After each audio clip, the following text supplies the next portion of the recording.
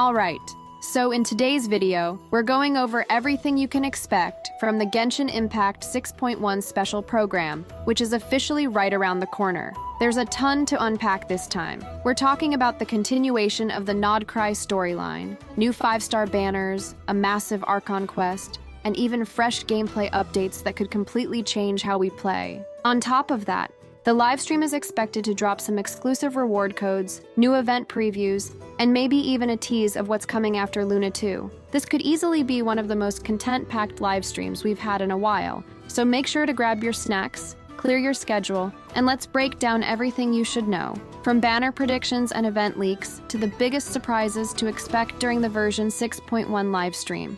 And yes, if you are still struggling to get Flynn's or Yelan from the current banners, save up to 30% on current banners at LDShop. Plus, with my coupon, you'll get an extra 5% discount, which is a huge 35% off in total. Like this one, you can get 6,480 Genesis Crystals pack for just $68, which normally costs $100 in the game. And if this is your first purchase, you get double the amount of Genesis Crystals. The process is super fast. Pick your product, choose your server, enter your UID, and that's it. Your purchase arrives in under 5 minutes, and LDShop ensures secure payments every time. Plus, if you spend over $80, you'll get a free welkin moon. Interesting, right? So use my link in the description or pinned comment to get 35% off and save big on every top-up. Let's kick things off with the when, because timing is everything when you're juggling Primogems and Spiral Abyss clears. Hoyoverse has been as reliable as Zhongli's Shield with their 42-day patch cycle, and version 6.1 is locked in for October 22nd, 2025. That's just around the corner, so if you're still farming for that last-minute pity, now's the time to hustle. Before the patch drops, we've got the special program livestream on Friday, October 10th. This isn't just a hype reel, it's our first official window into 6.1's biggest reveals. Expect character showcases, story snippets, and those all-important redeem codes. We're looking at 3 codes dropping for a total of 300 Primogems, enough for a couple of pulls. But here's the catch. They expire fast, usually within 24 hours, so you'll need to redeem them quick. I'll be posting those codes right here on the channel the moment they go live, so you can snag those free wishes without breaking a sweat. One thing worth noting is the Luna naming convention for this patch. It's not just a quirky label. Luna 2 ties directly to the Nodkrai arc, which is wrapping up soon. Once we hit Snezhnaya, Hoyoverse is ditching the Luna system and reverting to standard version numbers, like 7.0 and beyond. This is a big deal narratively. It signals that Nodkrai's story is reaching its climax, tying off threads before we plunge into the Fatui's frozen homeland. For longtime players, it's like the shift from Inazuma's 2.x to Sumeru's 3.x, a marker of a new era. It's a subtle hint that 6.1 might be a turning point, not just for gameplay, but for Teyvat's overarching saga. Now, let's get to the banners,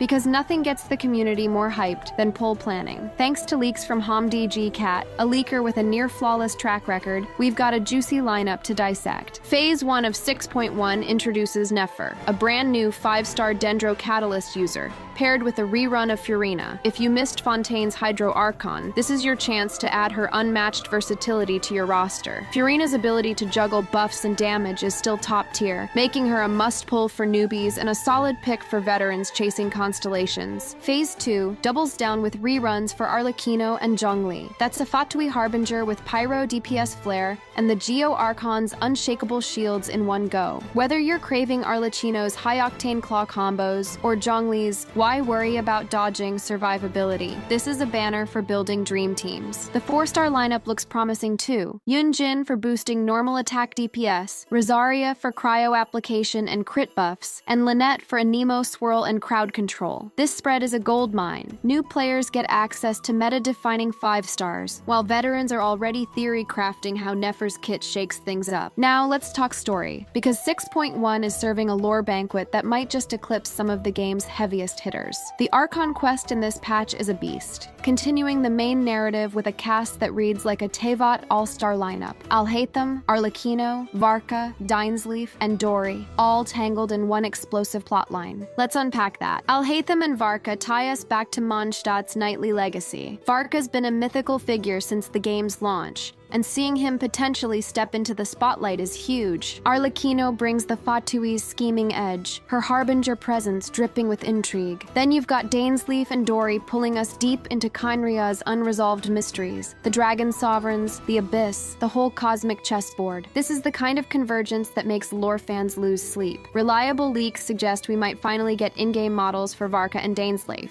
which is a payoff years in the making. Think back to how Hoyoverse teased Arlecchino for ages before her debut. This feels like that, but on a grander scale, tying together threads from Mondstadt and Nodkrai. On the gameplay side, the story introduces a new world boss. Picture a shadowy, multi-phase nightmare that drops ascension materials for Nefer. It's not just a loot pinata. It's likely tied to the Archon Quest's themes, maybe echoing Nodkrai's lore or the Abyss's creeping influence. For new players, this boss is your ticket to leveling Nefer fast. For veterans, it's another chance to flex your builds and farm efficiently. The patch's main event is a Sumeru-based festival, packed with cultural flair and vibrant aesthetics. Think bustling markets, dendro-infused decorations, and mini-games that capture Sumeru's scholarly vibe. The big reward here is a free Collei, marking her third freebie appearance in Genshin's history. For new players, Collei's a fantastic Dendrobow user, great for triggering reactions and easy to build. For those of you with her at C6, it's essentially a single pull's worth of Stellar Jade, which, yeah, might sting a bit. Compared to past festivals like Lantern Rite, which sometimes dropped free character selectors or unique gadgets, this feels a touch underwhelming. Still, it's a nice nod to Sumeru's roots and a solid pickup for newer rosters. One major caveat before we move on, 6.1 has no new map expansion. If you live for cracking open new regions and raking in exploration Primogems, this might feel like a drought. Historically,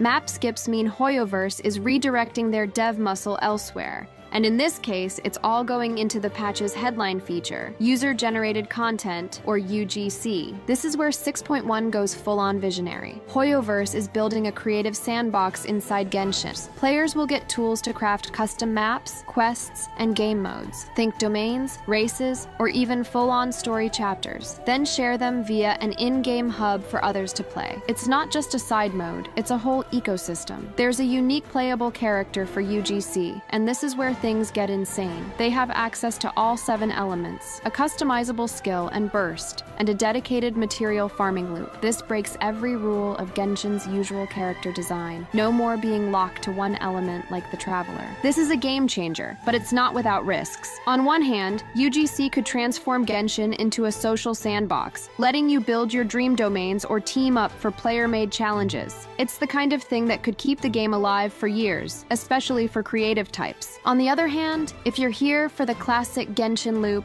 exploring vast landscapes, slaying bosses, chasing primos, this might feel like a detour. It's a bold gamble, and the community's already split. Will it be a love letter to player creativity, or will it pull focus from the open-world magic that hooked us all? Speaking of primos, let's talk rewards, because 6.1's haul ties heavily into this UGC pivot. The Sumeru Festival gives us that free Collei, as we covered. Imaginarium Theater, the endgame gauntlet, is dishing out cosmetic rewards this time. New photo poses for Hu Tao, Baizhu, Rosaria, and Kinich. These are perfect for players who love snapping aesthetic shots in Teyvat. Think Hu Tao striking a spooky pose or Kinich mid-grapple. The Serenatea pot gets a whimsical new furnishing, a chibi Faruzan riding a mushroom mob, like a throwback to Sumeru's quirky side quests. Let's crunch the Primogem numbers. For a casual clear, you're looking at roughly 9,790 Primogems, about 61 wishes, depending on your pity luck. If you're a completionist grinding every corner, you can hit around 11,200 primos, or 70 pulls. For Phase 1 alone, expect about 5,930 gems, translating to 37 to 40 wishes. Context check. These totals are a touch below average, thanks to the missing map. It's not dire, but free-to-play players will want to prioritize the Archon Quest, events, and dailies to stretch those pulls. If you're eyeing Nefer or Furina, plan carefully. Soft pity starts creeping up around 75 wishes. Lore-wise, 6.1 is dropping crumbs that'll keep theory crafters up at night. Columbina, the mysterious harbinger, gets a proper tease this patch. Hints about her eerie eyes and her role in the Fatui's plans, setting her up for a 5-star drop in 6.3. The Lunar Bloom reaction system, introduced in Nodkrai, gets some tweaks. You've also got standard additions, new name cards, weapons, maybe a few artifacts to round things out. But the real excitement is the future roadmap. Leaks point to Durin arriving in 6.2 as a pyro sub-DPS with support mechanics, tied to a mimetic Nebulung quest. Columbina's 6.3 debut might come alongside the White Horse Adeptus, a new character linked to lunar mythology and dubbed the Daughter of Time, poetic and cryptic, just how we like it. Varka's finally slated for 6.4 as an Anemo Claymore user, with debates raging over whether he'll be a standard banner edition or a limited physical DPS. Nuvalet's getting a skin in 6.3 around Lantern Rite, perfect for Liu's festive vibes. Further out, Sandroni whispers point to 6.7, and there's talk of model updates or buffs for older characters like Diluc or Lisa, though nothing's confirmed. So, what do you think? Is Nefer your next main? Are Furina and Zhongli reruns stealing the show? Does UGC sound like your creative playground? Or are you sticking to the open world and abyss? For me, this patch feels like a crossroads. Hoyoverse is betting big on innovation, but it's a tightrope walk. If UGC lands, it could redefine Genshin's longevity. If it flops, we'll still have that killer story to carry us through. I'd love to hear your plans, especially if you're torn between favorites. If this breakdown helped, drop a like. It means the world. Plus, don't forget to subscribe and join our Discord server for more updates. We have an amazing community out there. Till then, stay safe, stay healthy, drink some water, and I'll see you in the next one.